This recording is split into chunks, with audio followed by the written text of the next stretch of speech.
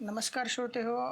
तर रामायणातील ऋषी परंपरा ह्या महत्त्वाच्या मुद्द्यावर आपण आता दुसरा पार्ट रेकॉर्ड करत आहोत.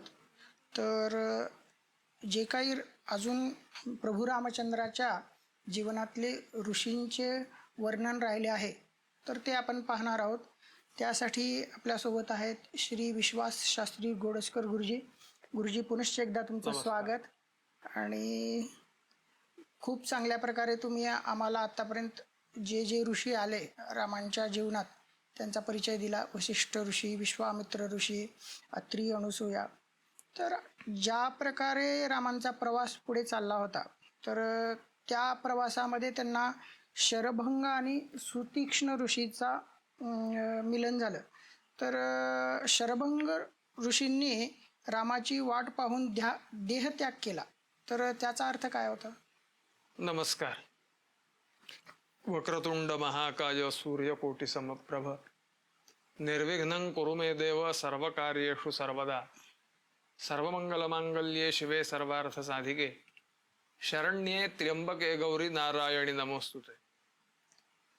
पहिल्या भागामध्ये ज्याप्रमाणे मी आपल्याला सांगितलं होतं की ज्याप्रमाणे प्रभूंचं जीवन हे पुढे पुढे जात गेलं त्याप्रमाणे त्या जीवनाला आवश्यक असणारे ऋषी हे त्यांना भेटत गेले. म्हणजे अगदी धावतं वर्णन घ्यायचं जर झालं तर जेव्हा त्यांना शस्त्रास्त्रांची आवश्यकता होती त्यावेळी विश्वामित्र ऋषींचा त्या ठिकाणी प्रवेश झाला. ज्यावेळी त्यांना ज्ञानाची आवश्यकता होती त्यावेळी वसिष्ठांचा प्रवेश झाला. आता पुढे ते साधारणतः वनवासात निघालेले आहेत. आता त्यांना शत्रूशी थेट लढा ज्याला म्हणता येईल, आणि तो शत्रू साधा सुद्धा नाहीये. अरे रावणा राज्य गंभीर केले, सीते सारखे रत्न चोरून नेले. आपण जे लहानपणी श्लोक जो म्हणत होतो, सीते सारखे रत्न तुला पचेना, 14 चौकडी राज्य तुला मिळेना, किंवा पचेना जे काय असेल ते. तर 14 चौकडी याचा अर्थ कृत, त्रेता, द्वापार आणि कली हे 4 युग यांना चौकडी अशी संज्ञा आहे. साधारणतः 43 लक्ष वर्ष वगैरे होतात त्याची. ते गुणिले 14 म्हणजे एक मनवंतर असं म्हणायला हरकत नाही, किंवा अर्ध जे काही त्याची जी गणना दिलेली आहे. तर सांगायचं तात्पर्य असं की अशा पद्धतीच्या शत्रूशी त्यांचा मुकाबला पुढे आहे आणि तो होणारच होता. त्यासाठी एकतर त्यांना शस्त्रास्त्रांची आवश्यकता होती, आणि दुसरं म्हणजे त्याच्या पाठीमागे आध्यात्मिक बलाची आवश्यकता होती. म्हणजे अगदी आपण जर बघायला जर गेलं तर शिवाजी महाराजांच्या जीवनामध्ये शिवाजी महाराजांचा उदय झाला तो काळ कसा होता आपल्या सर्वांना माहीत आहे. हो. पण काही समाज सुधारकांनी अशा प्रकारची मांडणी केलेली आहे की शिवाजी महाराजांच्या जन्माच्या अगोदरपासून जे संत होऊन गेले आणि त्या संतांनी जी समाजाच्या मनाची मशागत केली त्यामुळे सुद्धा बराचसा परिणाम जो आहे हा स्वराज्य प्राप्तीसाठी झालेला आपल्याला दिसून येईल. शरभंग आणि सुतीक्ष्ण या 2 ऋषींच्या बाबतीत आपल्याला अशाच पद्धतीचा विचार ज्याला म्हणता येईल तो करता येईल. कारण पुढे अगस्त्य ऋषी येणार आहेत आपल्याला, त्याच्यावर आपण बघणार आहोत. पण शरभंग आणि सुतीक्ष्ण ही एक जोडी आहे, गुरु शिष्यांची जोडी आहे त्याच्यामध्ये. आणि म्हणून रामायणामध्ये आपल्याला गुरु शिष्यांच्या 3 जोड्या आढळतात. एक विश्वामित्र श्रीराम, दुसरे शरभंग सुतीक्ष्ण, आणि तिसरे मतंग शबरी. मतंग शबरीचं सुद्धा आपण बघणारच आहोत. तर सांगायचं तात्पर्य असं की यातील जे गुरु लोक जे आहेत यांनी प्रभूंची तयारी एकतर स्वतः केली किंवा आपल्या शिष्यांच्या मार्फत केली. त्यातील शरभंग ऋषी जे आहेत हे अतिशय दिव्य अशा प्रकारचे तपस्वी होते आणि त्यांचे शिष्य म्हणजे सुतीक्ष्ण. तर शरभंग ऋषींच्या जेव्हा ते गेले तर त्यावेळी त्यांनी सुतीक्ष्णांना सांगितलं की तू माझ्या आश्रमात राहा, आश्रमात राहून सगळा आश्रमाचा कार्यभार तुला करायचा आहे. आणि तो करत असताना प्रभू येतील, तर प्रभू आल्यानंतर त्यांचं आदरातिथ्य करून त्यांना पुढचं मार्गदर्शन जे आहे हे त्या ठिकाणी तुला करायचं. म्हणून शरभंगांचं अस्तित्व, शरभंगांचं तप हे रामायणात फार महत्वाचं आहे असं मला वाटतं. म्हणजे सुतीक्ष्ण ऋषींचे शरभंग ऋषी हे त्यांचे गुरु होते. हो हो. बर, गुरुजी, सुतीक्ष्ण ऋषींनी रामाकडून मोक्ष मागितला, यामागे त्यांची काय भावना होती? कसं असतं, आपल्या परंपरेमध्ये 4 पुरुषार्थ सांगितलेले आहेत, सर्वांना माहिती आहे, धर्म, अर्थ, काम आणि मोक्ष. त्यातील धर्म जो आहे हा आपल्याला संयम शिकवतो आणि मोक्ष जो आहे हा आपल्याला दिशेचं कार्य करतो. मोक्ष या शब्दाचा अर्थ अनेक ठिकाणी अनेक जणांनी मांडलेला आहे. त्याच्यावर जे षडदर्शनाचार्य जे आहेत त्यांच्यामध्ये सुद्धा मतभेद आहेत, किंवा वेदांत त्याच्यातला भाग जो आहे त्याच्यातले जे 5 महत्वाचे जे दर्शन आहेत त्यांचा सुद्धा त्याच्यामधला भाग आहे महत्वाचा. म्हणजे वेगळे वेगळे मतभेद आहेत त्याच्यामध्ये, पण सगळ्यांनी एकमुखाने अशा प्रकारचं मान्य केलेलं आहे, मोक्ष ही अंतिम अवस्था आहे.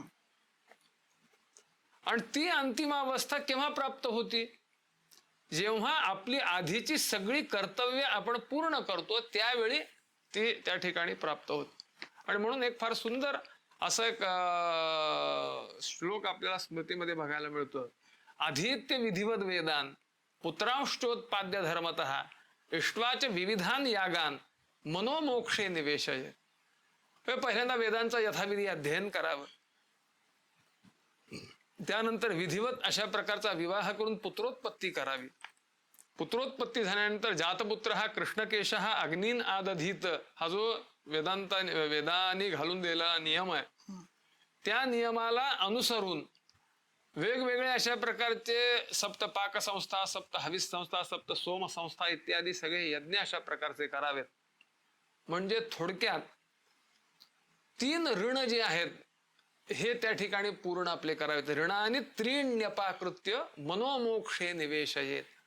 3 ऋण जे सांगितलेले आहेत त्या मोक्षांचं निवारण करून, म्हणजे थोडक्यात आपल्यावरची सगळी जबाबदारी पूर्ण करून मग मोक्षाचा अधिकारी तो बनतो, अशा प्रकारची आपली कल्पना आहे.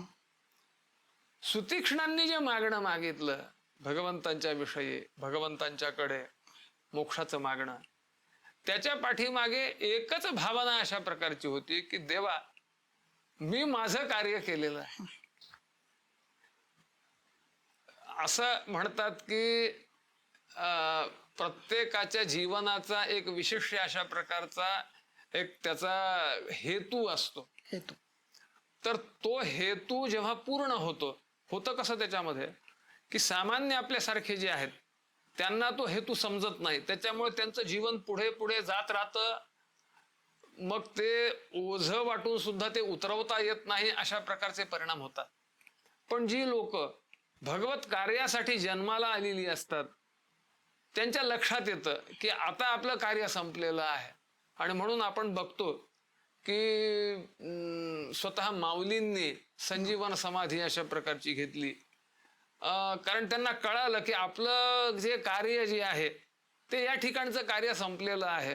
किंवा अगदी आचार्यांच्या जीवनात जरी आपण बघितलं, शंकराचार्यांच्या जीवनात जरी बघितलं तरी सुद्धा जेव्हा यांचा तो वाद झाला, एका वृद्ध वेशात आलेले श्री व्यास महर्षी आणि 16 वर्षाचे असलेले शंकराचार्य यांच्यामध्ये सूत्र आणि भाष्य यांच्यावर जेव्हा वाद झाला आणि 3 दिवस चाललेल्या त्या वादामध्ये जेव्हा श्री व्यासांना कळालं की आपल्या सूत्रांवर जे भाष्य लिहिले ते अत्यंत योग्य अशा प्रकारचं आहे आणि मग त्यांनी सांगितलं ठीक आहे, म्हणले काय हरकत नाही. त्यावेळी आचार्यांनी सांगितलं की माझं कार्य संपलेलं आहे, आता माझं आयुष्य संपलेलं आहे, मला जी मर्यादा घालून दिली होती संपलेली आहे, आणि ती संपलेली असल्या कारणाने मी आता निघतो. तर त्यांनी सांगितलं नाही, हे तुम्ही लिहिलं ते माने, प्रसार प्रचार कोण करणार? पण यासाठी आम्ही तुम्हाला तुमच्यासाठी अशा प्रकारची 16 वर्षांची अजून व्यवस्था करतो, आणि ती व्यवस्था करून मग त्याचा सगळा प्रसार प्रचार असे हिमाचल तुम्हाला करायचा आहे. आणि मग त्या ठिकाणी त्यांनी तो प्रसार प्रचार केला. अशा प्रकारचं आचार्य चरित्रामध्ये आपल्याला बघायला मिळतं. तशाच प्रकारचं घटना किंवा तशाच प्रकारची तीच मनोवृत्ती किंवा त्याच्या पाठीमागे तीच संकल्पना जी आहे ती सुतीक्ष्ण ऋषींची आहे. की मी पहिल्यांदा गुरुजींची सेवा केली, जोपर्यंत गुरुजी होते तोपर्यंत प्राणपणाने त्यांचं सगळं म्हणणं अशा प्रकारचं मान्य केलं. ते जात असताना त्यांनी माझ्यावर जी जबाबदारी जी दिलेली होती ती पण मी पूर्ण केली. आता हे भगवंता, हे जीवन पुष्प जे आहे ते आता तुमच्या चरणी समर्पित व्हावं आणि मला मोक्ष मिळावा, अशा प्रकारची ती पाठीमागची ती त्यांची भावना आहे. गुरुजी, ह्या ऋषींच्या मालिकेमध्ये अगस्त्य ऋषी हे प्रभू रामांच्या जीवनात एक फार महत्त्वाचे घटक होऊन गेले, आणि त्यांनी प्रभू रामांना एक महत्त्वपूर्ण अशी शिक्षा दिली. त्यांनी खूप त्यांना दिशा दाखवली. पंचवटीत राहण्यास रामांना हे केलं की तुम्ही इथे राहा, आणि तो परिसर जो आहे तो त्यांच्या ह्याच्यामुळं तो पवित्र झाला. तर अगस्त्य ऋषी जे होते, तर रामायणात अगस्त्य ऋषीची आणि रामांची भेट हे काय टर्निंग पॉइंट होता का रामांसाठी? मुळात अगस्त्य हे नावच मला वाटतं टर्निंग पॉइंट करणार आहे. न गच्छन्ति इति अगाः अगान स्त्यायते इति अगस्त्य, अशी त्यांची व्याख्या दिलेली. अग या शब्दाचा अर्थ पर्वत, म्हणजे जे जाऊ शकत नाहीत, हलू शकत नाहीत, त्यांना म्हणायचं पर्वत. अशा पर्वतांना जो स्त्यायते म्हणजे त्यांचं उल्लंघन करून जातो त्याला म्हणायचं अगस्त्य.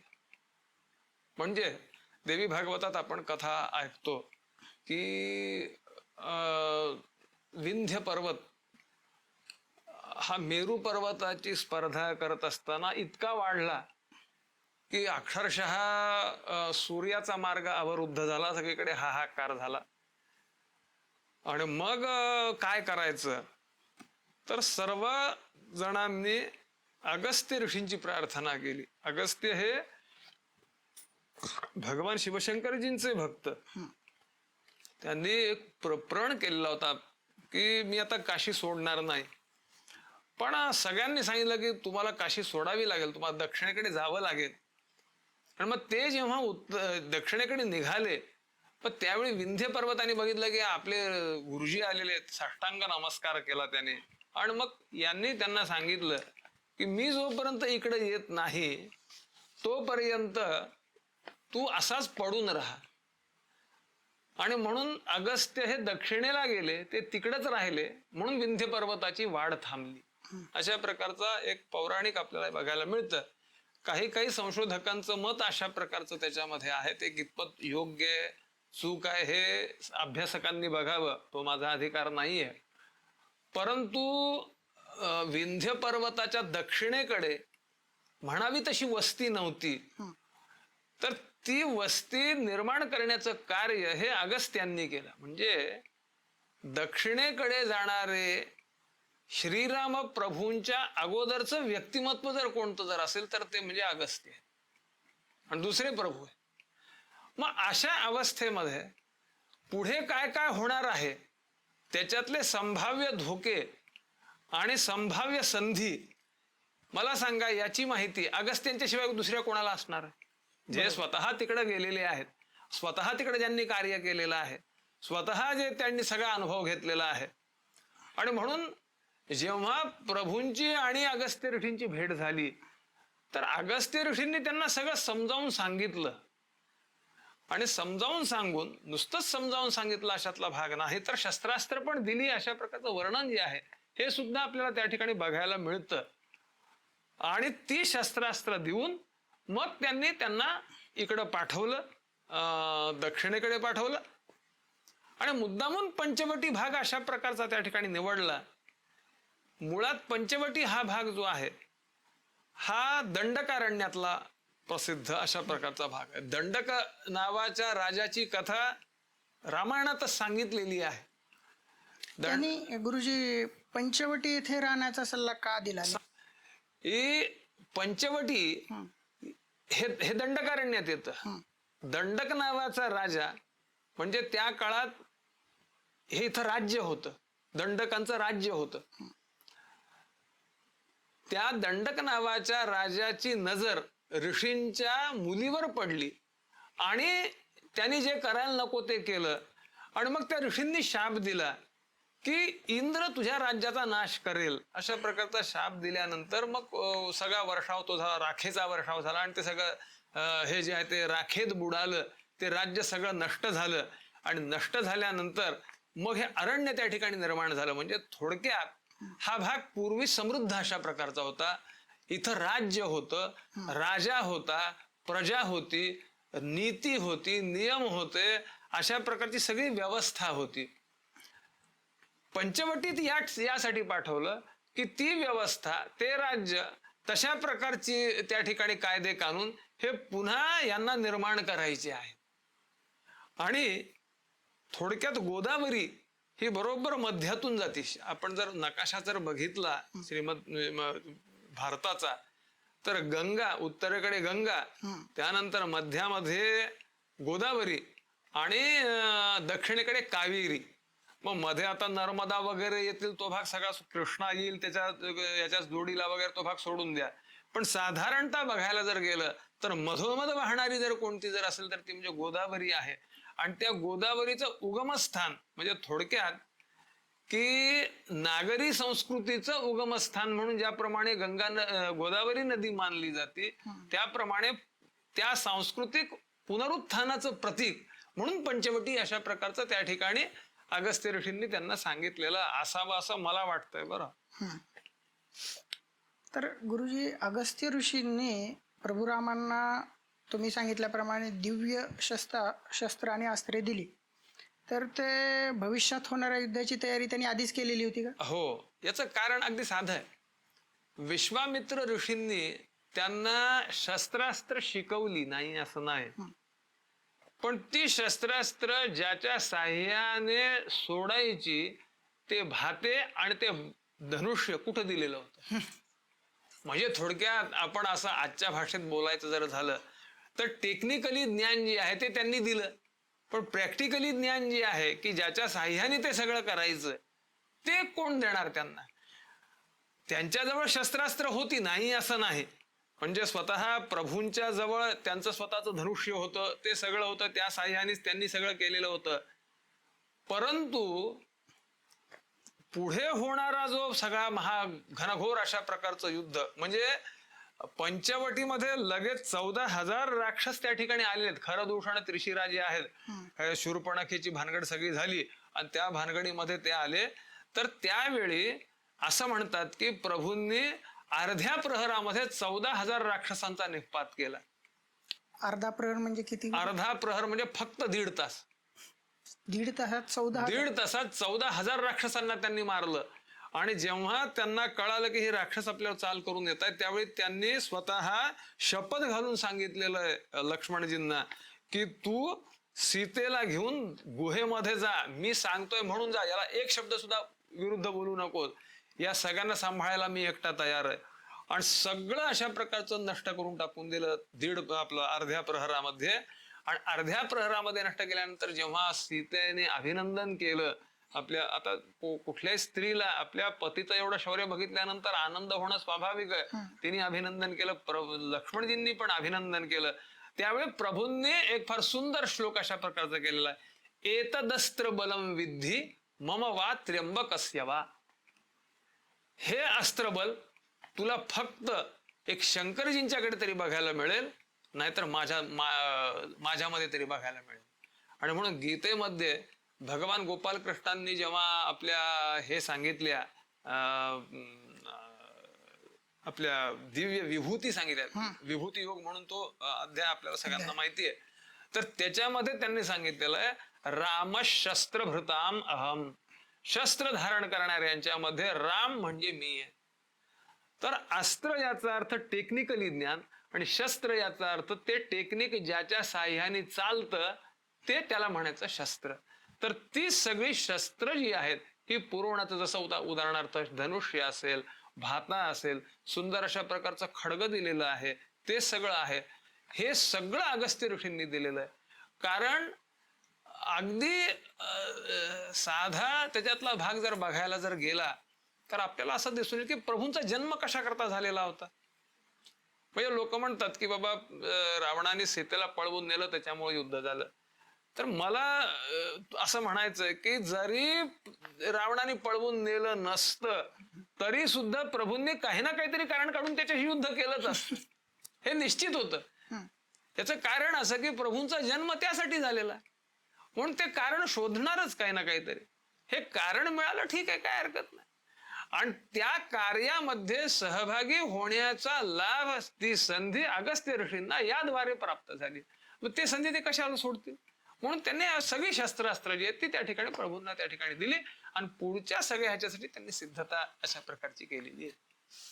गुरुजी, अगस्त्य ऋषीचा पुढे चालून सुद्धा एक उल्लेख येतो की ज्यावेळेस प्रभुरामांचं आणि रावणाचं युद्ध चालू होतं त्यावेळेस सुद्धा अगस्त्य ऋषीने एक महत्वपूर्ण प्रभुरामांना मदत केली आणि आदित्य हृदय नावाचं स्तोत्र जे आहे ते प्रभुरामाला अगस्त्य ऋषीने शिकवलं म्हणा, ऐकवलं म्हणा. बरोबर. तर त्या स्तोत्राचं महत्व तुम्ही आम्हाला सांगा आणि आजच्या या कलियुगात त्या स्तोत्राचा उपयोग करून कसा आपल्याला फायदा करून घेता येईल.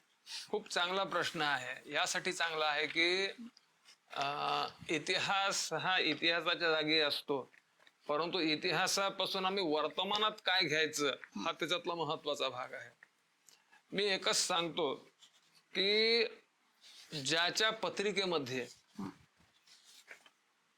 सूर्य हा नीचीचा आहे, नीच स्थानात पडलेला आहे, ज्याच्या जन्मकुंडलीमध्ये नीचीचा आहे किंवा नीच स्थानात पडलेला आहे.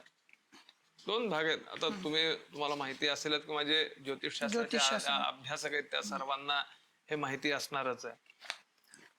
अशा वेळी आदित्य हृदयाचा पाठ हा अतिशय महत्वाचा ठरतो. म्हणजे व्यक्तिगत मी अनेकांना हे सांगितलेलं आहे आदित्य हृदयाचे पाठ करायला. आणि त्यांनी जेव्हा ते आदित्य, म्हणजे त्यांच्या पत्रिकेत सूर्य असा नीचीचा किंवा नीच स्थानातला वगैरे होता अशातला भाग नाही, पण तरी सुद्धा साधारणतः शत्रू एखादा प्रबल असेल किंवा विशिष्ट अशा प्रकारचं कार्य आपल्याकडून करून घ्यायचं असेल, आपल्याला व्हावं अशी इच्छा असेल, किंवा एखादं बुद्धीचं कार्य असेल की ज्याच्यामध्ये बुद्धी आपल्याला फार महत्वाची, म्हणजे शारीरिक बलापेक्षा सुद्धा बुद्धिबल त्या ठिकाणी आवश्यक आहे, अशा प्रसंगी आदित्य हृदयाचे पाठ जर केले तर तो आदित्य, कारण आदित्य याचा अर्थ सूर्य, सूर्याची उपासना आपल्याला सर्वांना माहिती आहे. यो देव सवितास्माकं धियो धर्मादि गोचरे प्रेरये तस्य तद भर्गः तद वरेण्यम उपास्महे, की सूर्य हा बुद्धीला प्रेरणा देणार आहे. म्हणजे ज्योतिषशास्त्रानुसार बघायला जर गेलं तर सूर्य हा बुद्धीचा कारक आहे, चंद्र हा मनाचा कारक आहे. आणि म्हणून चंद्र जेव्हा नीचीचा असतो किंवा त्याच्यावर वाईट शत्रूंची नजर किंवा वाईट ग्रहांच्या करतरीत वगैरे असतं, त्यावेळी आम्ही काय करतो, त्यांना शंकराची उपासना सांगतो. नमः शिवाय असेल किंवा महामृत्युंजयाचा जप असेल, अनुलोम विलोम युक्त महामृत्युंजय जप असेल वगैरे जे काय, किंवा महारुद्र असेल, अशा पद्धतीचे जप आम्ही, चंद्र म्हणजे मनाचा कारक असल्यानंतर जेव्हा असं होतं, त्यातल्या त्यात स्त्रियांच्या बाबतीत जेव्हा मासिक त्यांना अडचण असते, त्या मासिकतेचा आणि चंद्राचा फार जवळचा संबंध येतो. म्हणजे कित्येक वेळेला मला माझं काही वेळेला आश्चर्य वाटतं की जेव्हा आम्ही पत्रिका बघतो आणि स्त्रीला विचारतो की तुमच्या मासिक मध्ये काही अडचण आहे का, त्यावेळी त्या स्त्रिया सुद्धा आश्चर्यचकित होतात की तुम्हाला कसं काय कळालं. आम्हाला सुद्धा आश्चर्य वाटतं की असा कसा संबंध असेल, पत्रिकेतल्या या चंद्राचा आणि त्या मासिकतेचा कसा संबंध असेल. तर अशा वेळी आम्ही शंकराची उपासना सांगतो. आणि बुद्धीचा जेव्हा प्रसंग येतो, ज्यावेळी एखादी विशिष्ट अशा प्रकारची बुद्धी आवश्यक आहे, जसं उदाहरणार्थ IAS व्हायचं आहे आता किंवा IIT मध्ये असेल, तर त्यावेळी आम्ही एकतर श्यामला दंडकचे पाठ सांगतो आणि दुसरं म्हणजे सूर्याची उपासना करायला सांगतो. सूर्याच्या उपासनेमध्ये सर्वांना करता येण्यासारखी उत्तम अशा प्रकारची उपासना दोनच आहेत, ते म्हणजे सूर्य नमस्कार आणि दुसरं आदित्य हृदय. नमस्कार प्रियो भानू सर्वांना माहिती आहे की सूर्याची उपासना नमस्काराने अत्यंत श्रेष्ठ अशा प्रकारची होती. काही वेळेला ते अर्घ्य दान सुद्धा द्यायला सांगतात विशिष्ट अशा प्रकारचं. आणि आदित्य हृदयाने म्हणजे सगळं येतं पण ऐन वेळेला आठवत नाही, असं जेव्हा होतं तसंच नेमकं प्रभूंचं त्या ठिकाणी झालेलं होतं की त्यांना सगळी शस्त्रास्त्र येत होती, सगळं येत होतं, पण आत्ता नेमकं काय करावं हे फार महत्वाचं आहे. ताप आलेला असतो, एकच ताप असतो, त्याच्यावरची औषधं 4 असतात. मग नेमकं औषध कोणतं द्यावं की ज्याच्याने बरं वाटेल? सगळीच औषधं चांगली असतात, सगळ्याच विशेषणं दिलेली असतात आयुर्वेदामध्ये, पण नेमका औषध कोणचं औषध दिल्यानंतर त्याचा ताप कमी होईल हे कळण्याकरता बुद्धीची आणि त्या बुद्धीच्या पाठीमागे असणाऱ्या सूर्यनारायणाच्या कृपाशीर्वादाची गरज असते. ते कृपाशीर्वाद देण्याचं कार्य आदित्य हृदय स्तोत्र करतं. म्हणून आदित्य हृदय सगळ्यांना त्या ठिकाणी उपासनेत श्रेष्ठ सांगितलेलं आहे. म्हणून अगस्त्यांनी त्या ठिकाणी ते आदित्य हृदय दिलं. अजून एक असा प्रश्न येतो त्याच आदित्य हृदयाच्या अनुरूप गुरुजी, की रावण एवढा पराक्रमी होता की प्रभू सुद्धा थकले होते आणि त्यांना हे स्तोत्र सांगितल्यानंतर त्यांना एक पुन्हा अजून जागृती ऊर्जा निर्माण झाली आणि त्यांनी ते नाविन्याने युद्ध पुन्हा केलं. बरोबर आहे. तर रावण इतका पराक्रमी होता की प्रभू सोबत तो बरोबर आहे युद्ध करू शकतो. मला सांगा, रावणासाठी मुद्दामून रामप्रभूंना अवतार घ्यावा लागलेला आहे. पण रावणाची म्हणजे दोन तुम्हाला मी सांगतो म्हणजे लक्षात येईल की प्रभूंचं वर्णन तुटक अशा प्रकारचं येतं वाल्मिकी रामायणामध्ये, पण रावणाचं वर्णन जे आहे ते विशिष्ट अशा प्रकारच्या 2 सर्गामध्ये येतं.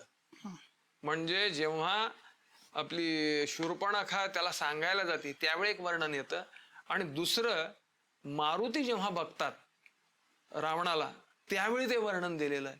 आणि प्रभू हनुमानजींच्या मुखातून शब्द येतात की हा अधर्माकडे वळलेला आहे ना, तर हा त्रैलोक्याचं सुद्धा रक्षण करण्यास समर्थ आहे, असं स्वतः मारुती त्यांच्याविषयी म्हणतात की जे प्रभूंचे एकनिष्ठ अनुयायी. पण रावण कसा असेल? रावण हा उपासक आहे, साक्षात शिवशंकरजींना प्रसन्न करून घेतलेलं आहे, ब्रह्मदेवाला प्रसन्न करून घेतलेलं आहे, सर्व देवता त्याच्या पुढे हात जोडून आहेत, नवग्रहांना पायऱ्यात टाकलेलं आहे, साधा सुद्धा नाही. तर गुरुजी ह्याच प्रकारे मतंग ऋषींनी शबरीला राम येतील असा विश्वास का दिला होता? कसं असतं त्याच्यामध्ये, कोणतीही गोष्ट ही विश्वासावर अवलंबून असते. म्हणून आमच्या तुलसीदासांनी याचं जे मंगल केलेलं आहे तुलसी रामायणाचं फार गोड वर्णन आहे. भवानी शंकरौ वंदे श्रद्धा विश्वास रूपिणौ याभ्याम विना न पश्यन्ति सिद्धा स्वांतस्थमीश्वरम. मी त्या भवानी शंकरांना वंदन करतो की जे श्रद्धा आणि विश्वास स्वरूप आहेत. साधकाच्या मनामध्ये श्रद्धा आणि विश्वास रूपानी आहेत की जे जर नसतील तर सिद्ध लोकांना स्वतःच्या अंतःकरणात असलेल्या देवाचं दर्शन घडू शकणार नाही.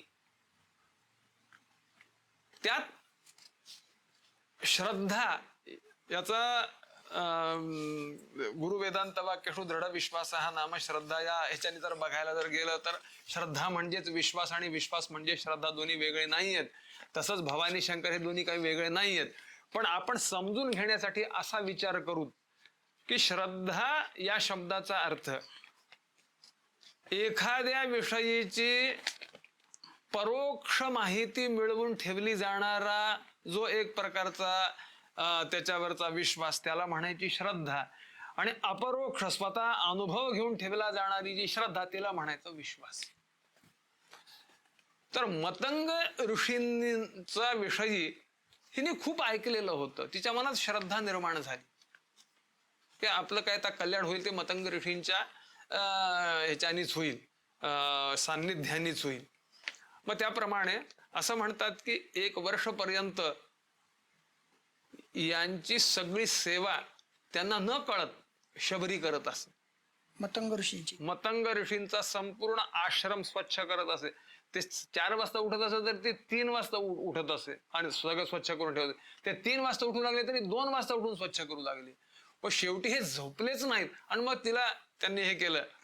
ती अतिशय हे झाली, तिला वाईट वाटलं की आता तुम्ही मला आता नाकाराल, कारण तत्कालीन समाजामध्ये जिचा स्पर्श सुद्धा करणं अशुभ मानलं जात होतं, अशा प्रकारच्या जातीत मी जन्माला आलेली आहे.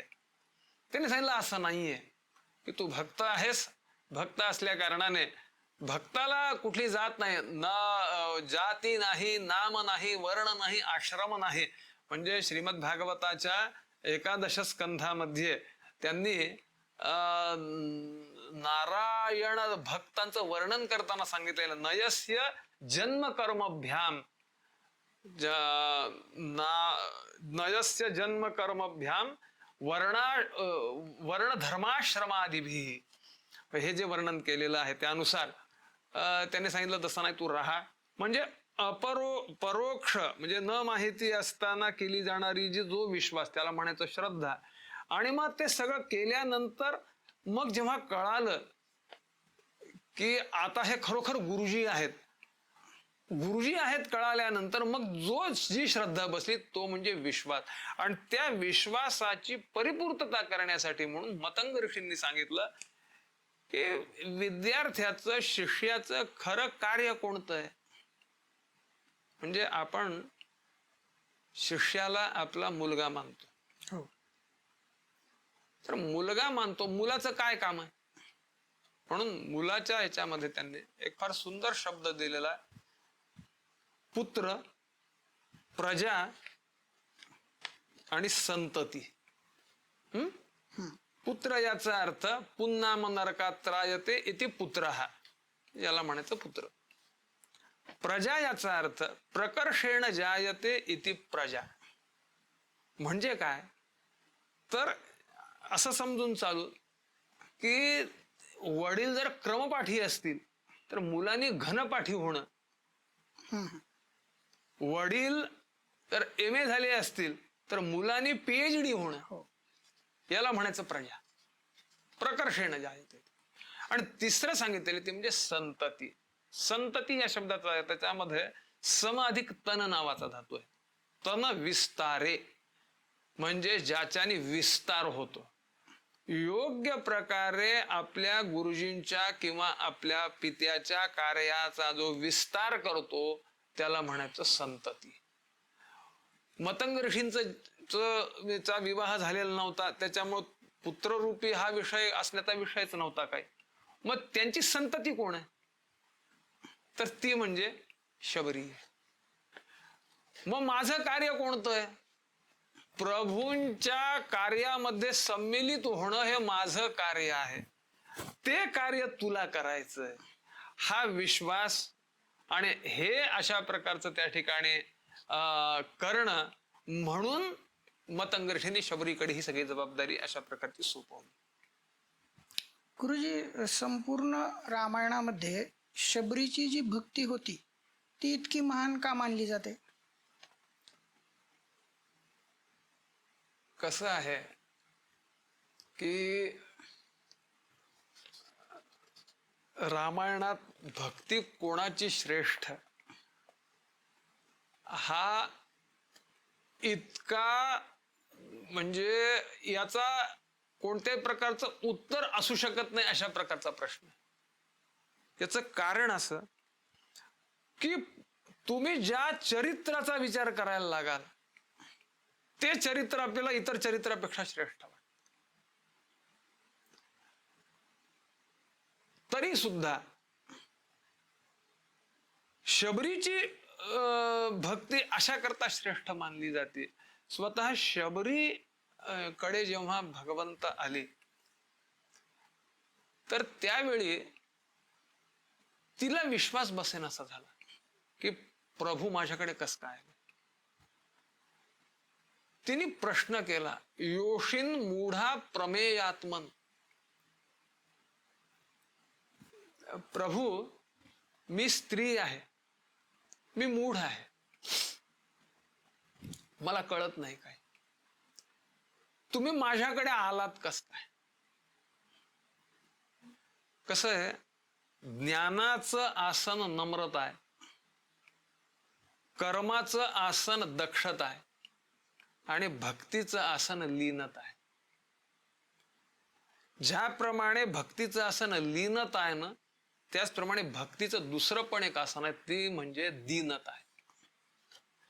म्हणून नारदांनी नारद भक्ती सूत्रामध्ये फार सुंदर एक सूत्र दिलंय, दैन्य प्रियत्वाच.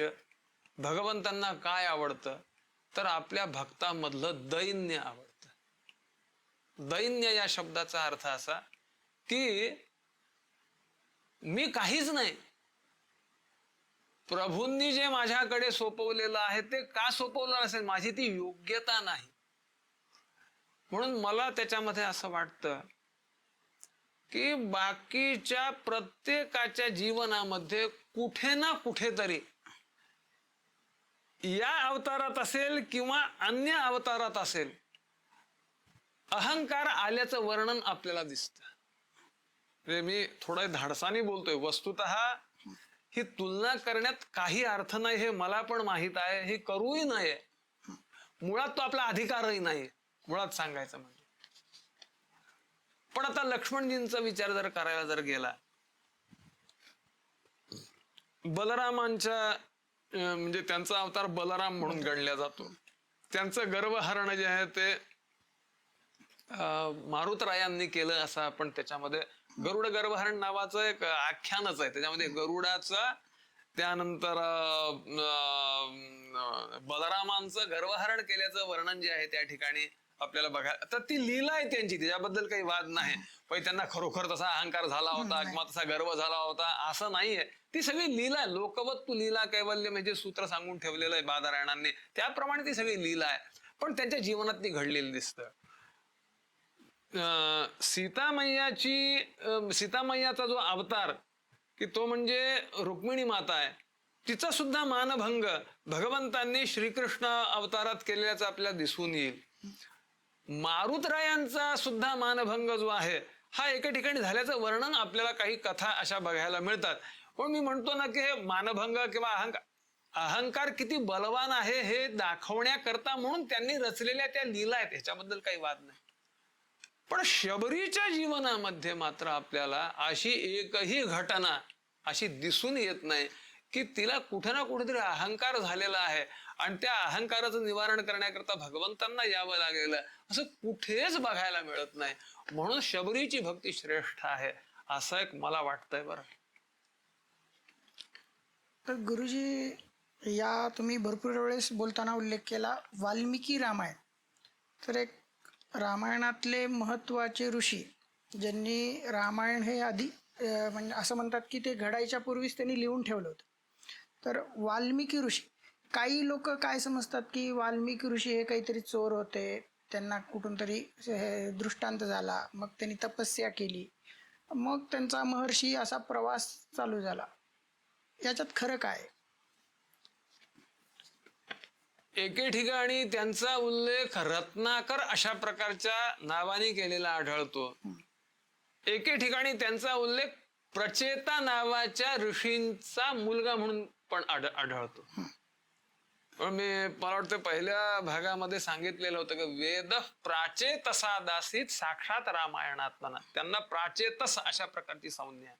प्राचेतस याचा अर्थ प्रचेता नावाच्या ऋषींचे चिरंजीव, मुलगा अशा प्रकारचा आहे.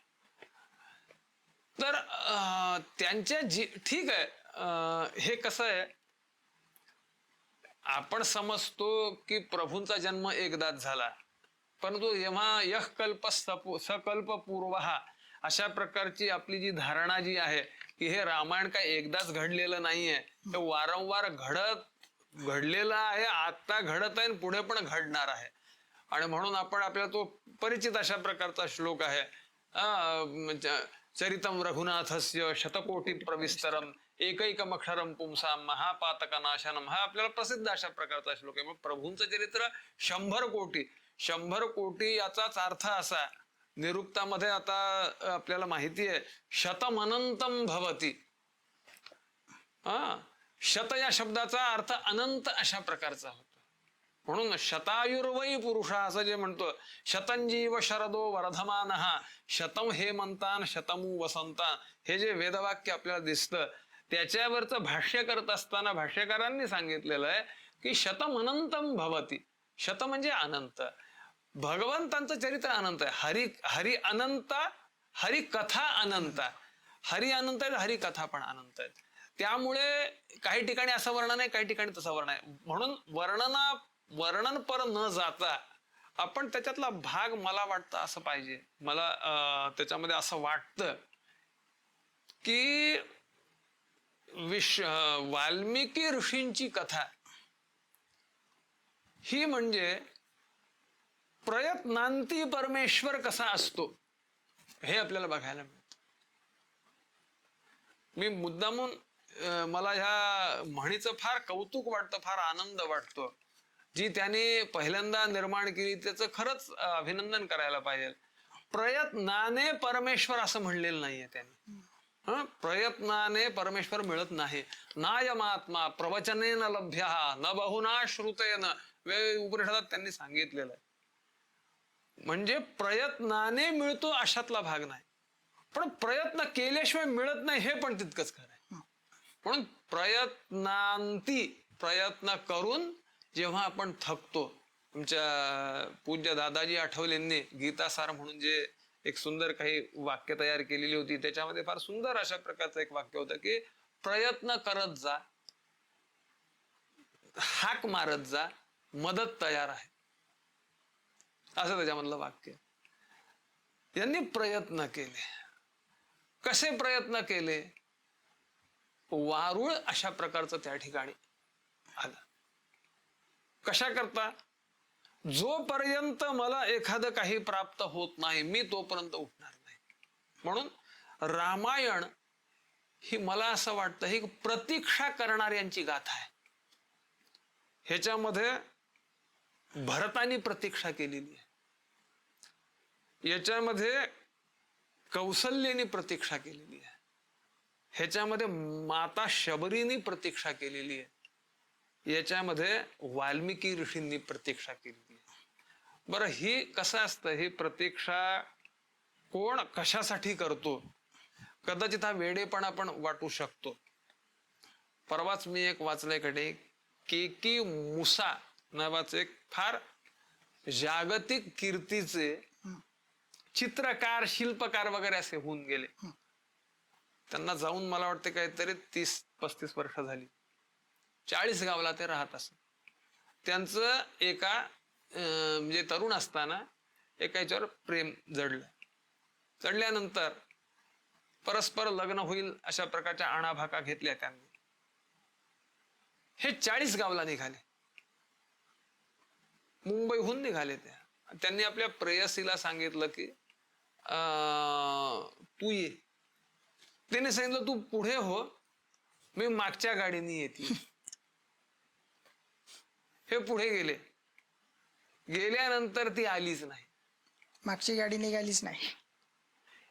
त्यांनी किती वर्ष वाट बघावी? 50 वर्ष वाट बघितली. 1939 ते 1989 पर्यंत ते दररोज मुंबईहून सुटणारी जी पंजाब मेल आहे ती मला वाटते काहीतरी 9 वाजता वगैरे 40 गावला वगैरे येते. तोपर्यंत ते सगळं सिद्धता करून ठेवत असत, जेवण वगैरे करून, जेवणाचं वगैरे बनवून ठेवत असत, दिवा लावून ठेवत असत आणि प्रतीक्षा करत असत. आणि ती मेल निघून गेली की मग ते बंद करून पुन्हा राहत असत. अशी 1 नाही 2 नाही 50 वर्ष काढली. मला सांगा, कलियुगात या मागच्या शतकात जर घडलेलं जर असेल तर वाल्मिकींच्या जीवनामध्ये प्रभूंचं आगमन होण्याची प्रतीक्षा, प्रभूंचं चरित्र लिहिण्याची प्रतीक्षा किंवा शबरी मातेच्या प्रभूंच्या आगमनाची प्रतीक्षा त्यांनी जन्मभर केली, हे आपल्याला खोटं वाटण्याचं काही कारण नाही. त्याच प्रकारे वाल्मिकी ऋषींनी सीतामातेला वनात आश्रय दिला, त्यानंतर लवकुशांना वाढवलं, अनेक प्रकारच्या विद्या शिकवल्या. तर यामागे वाल्मिकी ऋषींची भूमिका काय होती? असं समजायला आपल्याला हरकत नाही की संपूर्ण रामायण हे वाल्मिकी ऋषींच्या अवतीभोवती फिरत. म्हणून आपण गीत रामायण जर बघितलं तर त्याचा पहिलं गीत जे आहे ते कोणतं आहे? स्वये श्री राम प्रभू ऐकती कुशलव रामायण गाती. हे कुशलव कोण आहेत? हे वाल्मिकींचे शिष्य आहेत. म्हणजे सुरुवात तिथून आहे. गीत रामायणाचा अंत कुठे? रघुराजाच्या नगरी जाऊन गा बाळांनो श्री रामायण, हा इथं गीत रामायण संपतं. भैरवीतलं ते गीत आहे, आपल्या सर्वांना माहित आहे. हे कोण सांगतंय कुशलवांना? रघुराजाच्या नगरी जाऊन गा बाळांनो श्री रामायण, हे कोण सांगतंय? वाल्मिकी सांगतायत. म्हणजे आधीपासून अंतापर्यंत. मी नेहमी सांगत असतो की रामायण हे न संपणारं महाकाव्य आहे. बाकीच्या सगळ्या महाकाव्यांना समाप्ती आहे, याला समाप्ती नाही. याला समाप्ती नाही. याचं कारण असं की सुरुवात कुठून आहे की स्वये श्री राम प्रभू ऐकती कुशलव रामायण गाती, इथून सुरुवात आहे. आणि गा बाळांनो श्री रामायण, मला सांगा ही कल्पना ही फक्त एक कवी करू शकतो, आणि ते कवी म्हणजे वाल्मिकी आहेत. आपण पहिल्या भागात जसं तुम्ही म्हणालातच की ते आद्य कवी होते. आद्य कवी आहेत ते. म्हणजे वेदांच्या नंतर छंदोबद्ध अशा प्रकारची रचना करण्याचा पहिला सन्मान जो आहे तो साक्षात वाल्मिकींना ब्रह्मदेवांच्या प्रेरणेने त्या ठिकाणी प्राप्त झालेला आहे. म्हणून वाल्मिकी हे केवळ म्हणजे आहे ते लिहिणारे नव्हते, तर असं म्हणायला हरकत नाही की नवनिर्मितीशील अशा प्रकारचे कवी होते ते, आजच्या भाषेत जर बोलायचं जर झालं तर. म्हणून आपण म्हणतो की प्रभू वागले तसं वाल्मिकींनी लिहिलेलं नाहीये, तर वाल्मिकींनी जसं लिहिलं तसं प्रभूंना वागावं लागलं, असं आपण मजेने त्या ठिकाणी म्हणत असतो. गुरुजी, तर आता आपण समारोपाकडे वळत आहोत, तर अंतिमचे काही प्रश्न आहेत. तर प्रभू रामांच्या आयुष्यात आतापर्यंत जे वेगवेगळे ऋषी आपण पाहिले, तर त्या ऋषींचे योगदान कसे होते? आपण अगदी क्रमशःच बघूत, म्हणजे आपल्याला नीट लक्षात येईल. वसिष्ठांनी ज्ञान दिलं, विश्वामित्रांनी कर्म शिकवलं, त्यानंतर भरद्वाज ऋषींनी प्रेरणा दिली, त्यानंतर अगस्त्य ऋषींनी शस्त्रास्त्रांचं अशा प्रकारचं ज्ञान त्या ठिकाणी दिलं. म्हणजे थोडक्यात पहिल्याच्या ज्या आपण मगाशी ज्याप्रमाणे बघितलं की अस्त्र हे म्हणजे टेक्निकली असेल, तर शस्त्र म्हणजे त्याचं प्रयोग विशिष्ट अशा प्रकारचं त्या ठिकाणी ते उपकरण ज्याला म्हणता येईल अशा प्रकारचे असेल ते त्या ठिकाणी दिली. सुतीक्ष्ण शरभंग असतील, त्यांनी आपलं संपूर्ण आध्यात्मिक बल जे आहे हे प्रभूंच्या मागे उभं केलं. त्यानंतर पुढे जेव्हा आपण जातो त्यावेळी मतंग ऋषी असतील किंवा शबरी असेल, मी शबरीला सुद्धा ऋषीच मानतो बरं. याचं कारण असं की जे ऋषींचं कार्य जे आहे ते शबरीने केलेलं आहे. म्हणजे मतंग ऋषींनी स्पष्ट सांगितलं की मी एवढी तपश्चर्या केली, मी आता मोक्षाला निघालो, पण माझ्या जीवनात जे मला प्राप्त करून घेता आलं नाही ते तुला प्राप्त होणार आहे. त्यांनी विचारलं असं काय आहे? त्याने सांगितलं की प्रभूंचं सगुण स्वरूपातलं दर्शन मला होणार नाहीये या शरीराच्या साह्याने, पण ते तुझ्या हातून होण्याचा योग आहे. म्हणून ती सुद्धा एक ऋषीच आहे. तर शबरी असेल किंवा मतंग ऋषी असतील, यांनी प्रभूंच्या जीवनामध्ये विश्वास ठेवणे, प्रतीक्षा करणे हे किती महत्वाचं आहे. मला त्याच्यामध्ये असं वाटतं की जेव्हा शबरीचं जीवन प्रभूंनी बघितलेलं असेल, त्यावेळी प्रभूंना निश्चित वाटलं असेल की कधी ना कधीतरी सीता मैया आपल्याला निश्चित भेटेल. म्हणजे हे कसं असतं, थोडं एक 2 मिनिटाचा विस्तार करून मी सांगतो आपल्याला की प्रभू अवतार आहेत, ते साक्षात हे आहेत, हे सगळं ठीक आहे, मला त्याच्याबद्दल काही म्हणायचं नाही. त्याच्यावर माझा पूर्ण विश्वास आहे आणि मी ते स्वतः मान्य करतो, मी कथेत पण ते सांगतो.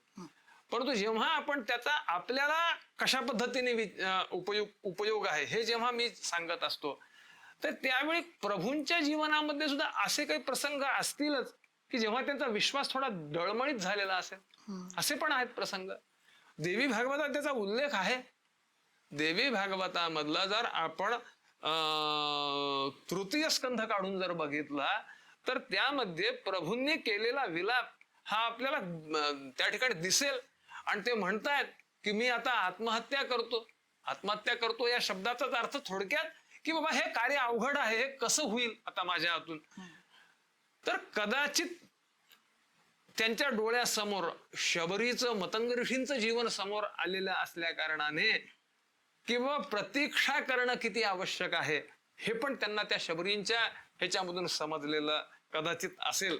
किंवा त्यांची ती लीला जी आहे, त्या लीलेच्या माध्यमातून ही लीला जी आहे, शबरींनी केलेली जी लीला जी आहे, ती त्याच्यामध्ये सम्मिलित आपल्याला अशा प्रकारचं बघता येईल. आणि त्यानंतर वाल्मिकी ऋषींचं तर संपूर्ण आपल्याला योगदान त्यांचं सगळं आपल्याला माहीतच आहे, म्हणजे याच्यातलं काय आहे ते. आणि शेवटी सगळ्यात दुर्वास ऋषींनी जो प्रसंग जो घडलेला आहे, शेवटी उत्तरकांडामधला तो प्रसंग काल साक्षात त्या ठिकाणी आला. आणि काल येऊन ब्राह्मणाच्या वेशात त्यांनी सांगितलं की मला काही विशिष्ट बोलायचं आहे, एकांतात बोलायचंय, तू अशा व्यक्तीला समोर ठेव की ती कुणाला आत पाठवणार नाही, आणि तिने आत जर पाठवलं तर तू तिला मारून टाक. मग त्यांनी लक्ष्मणांना तिथं ठेवलं. हे आत बोलत असताना दुर्वास नावाचे ऋषी आले आणि त्यांनी सांगितलं की मला रामाला भेटायचं. त्याने जर तुमचं रामापाशी काय काम आहे ते मी सांगा, मी सगळं करतो. त्याने सांगितलं लक्षात ठेव, मला रामालाच भेटायचं, आणि तू जर रामाला जर बोलवलं जर नाहीस तर मी सगळ्याचं भस्म करीन. अशा प्रकारचं जेव्हा त्या ठिकाणी सांगितलं, त्यावेळी लक्ष्मणजींनी विचार केला की हे फार अवघड आहे, अशा प्रकारचं चांगलं नाहीये. काय होईल, जास्तीत जास्त माझा मृत्यू होईल, पण माझ्या मृत्यूने सगळेजण वाचत जर असते, तजे देकं कुलस्यार्थे ग्रामार्थे तू कुलन त्यजेत, अशी जी आपली जी परंपरा जी आहे त्या दृष्टीने जर बघायला जर गेलं तर माझा नाश झाला तरी चालेल, म्हणून मग ते जातात आणि दुर्वास ऋषी आल्याची सूचना देतात. मग लक्ष्मणजीचा मग हे विचार करतात की आता लक्ष्मणाचा वध करायचा म्हणजे काय करायचं, तर त्यांचा त्याग करायचा. पण ते सांगतात तू जा, मी तुला काढून टाकलेलं आहे. आणि जेव्हा लक्ष्मण जेव्हा जातात त्यावेळी प्रभूंना जाणीव होते की आता आपल्याला आपला अवतार संपवला पाहिजे. आणि मग त्यांचं ते आपला देह जो आहे म्हणजे त्या ठिकाणी शरयू नदीमध्ये विसर्जित करतात. म्हणजे त्यांचं अवतार हा ऋष्यशृंग ऋषींच्या तपश्चर्येतून झालेला आहे, आणि त्यांचं देह विसर्जन वैकुंठ गमन जे आहे ते दुर्वास ऋषी त्याला कुठे ना कुठेतरी निमित्त अशा प्रकारचे आहेत. आणि मध्ये अशा प्रकारचे प्रसंग जेव्हा आपण बघतो त्यावेळी असं लक्षात येईल की त्यांच्या जन्माच्या आरंभापासून ते पार अवतार समाप्तीपर्यंत सगळीकडे आपल्याला ऋषी त्या ठिकाणी बघायला मिळतील. जीवनाच्या प्रत्येक टप्प्यामध्ये प्रत्येक टप्प्यावर ऋषींचं योगदान हे खूप महत्वाचं आहे. तर हे ऋषी एवढे महत्वाचे होते गुरुजी, तर आज सुद्धा आपण काही सप्तऋषींचे वगैरे संध्या वगैरे करताना नाव घेतो. तर आजच्या काळात सामान्य माणसाला ऋषी परंपरेतून म्हणा नाही तर ऋषीकडून आपण काय शिकू शकतो? ऋषी या शब्दाचा अर्थ एका शब्दात सांगायचा म्हणजे समाजाचं कार्य सुचारू रूपेण व्यवस्थितरित्या चालू राहावं, यासाठी कोणत्याही फलाची, कोणत्याही नावाची कोणतीही अपेक्षा न करता निस्वार्थ भावनेने ज्याप्रमाणे एखादा दिवा जो आहे हा त्या ठिकाणी प्रज्वलित होतो आणि तो संपूर्ण अंधकार दूर करून सर्व शुभ कार्याला प्रेरित करतो, ते जीवन म्हणजे ऋषींचं जीवन आहे. मग आम्ही त्याच्यातून काय शिकायचं? आज कोणीच शिकत नाही असं काही आहे का? असंही नाहीये. आपण समजतो तितकी समाज जीवनातली परिस्थिती भयावह झालेली आहे अशातला भाग नाही, हे आपण लक्षात ठेवलं पाहिजे. आज सुद्धा ठीक आहे, शर्ट पॅन्ट घालणारे असतील ते लोक, परंतु ते ऋषींचंच कार्य करणारे लोक आहेत. जी जी व्यक्ती स्वतः कुठलीही अपेक्षा न ठेवता समाजाचं भलं व्हावं म्हणून प्रामाणिकपणे आपल्याला जितकं शक्य होईल तितकं प्रयत्न करते, ती व्यक्ती आजच्या काळातील ऋषी म्हणूनच गणली अशा प्रकारची जाईल. भले ती रानावनात राहत नसेल किंवा भस्म लावत नसेल किंवा गळ्यात रुद्राक्षाच्या माळा घालत नसेल वगैरे, तो भाग सोडून द्या. त्याच्या पाठीमागची संकल्पना जर आपण बघितली तर आपल्याला हे मान्य करावं लागेल की असे अनेक लोक आज सुद्धा जगात आहेत, म्हणजे आपल्या भारतात आहेत, भारताबाहेर पण आहेत असे अनेक लोक की जे निस्वार्थ भावनेने कार्य करतात. तर मला असं वाटतं की ज्या समाजामध्ये आता हे कसं वाढवत न्यावं लागणार, म्हणजे कसं पहिल्यांदा ऋषींच्या बद्दलचा आदर आपल्याला समाजामध्ये हा प्रस्थापित करावा लागणार आहे. आज काय झालेलं आहे, चांगलं कार्य करणाऱ्याची जो सन्मान अपेक्षित आहे समाजाने देणं, तो सन्मान तेवढा मिळत नाही त्यांना अपेक्षा नाहीये.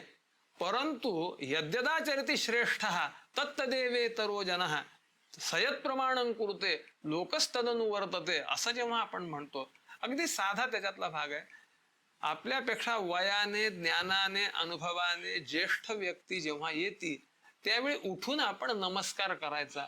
हा परिपाठ जर घरातल्या मोठ्या माणसांनी जर लावून जर घेतला तर घरातली छोटी व्यक्ती जी उपस्थित ते करेल.